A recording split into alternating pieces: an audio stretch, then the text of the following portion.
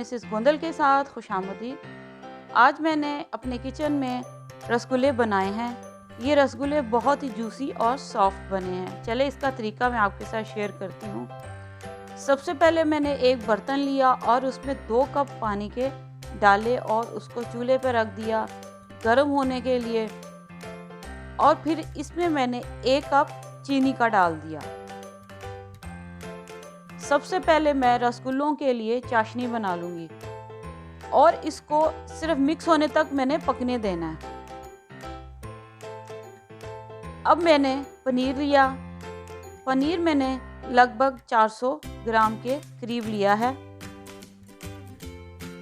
ये घर का बना हुआ पनीर है, आप चाहे तो मार्केट से भी ले सकते हैं अगर घर में बनाना मुश्किल हो तो।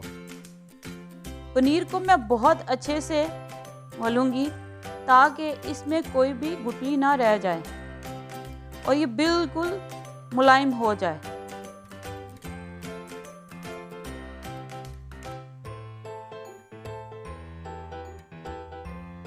पनीर अच्छे से मुलायम हो गया हुआ है। अब मैं इसकी छोटी सी गोली लूंगी और इस गोली को हाथों की मदद से चारों तरफ से बाइंड कर दूंगी।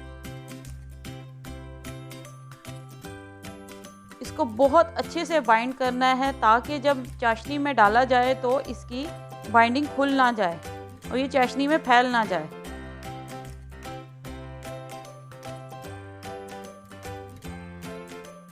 इसी तरह मैं सारी गोलियां बना लूंगी।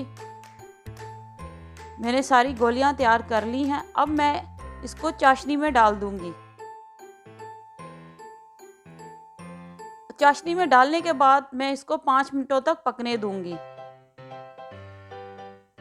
अब मैंने इसको सर्विंग बाउल में डाल दिया है। सर्विंग बाउल में डालने के बाद इसको 1 घंटा देना है पूरा और फिर उसके बाद सर्व करना है। 1 घंटा हो गया हुआ है। ये बहुत ही सॉफ्ट बने हैं। अब मैं टेस्ट करके बताती हूँ और ये बहुत जूसी भी बने हैं, एकदम बाजार जैसा टेस्ट।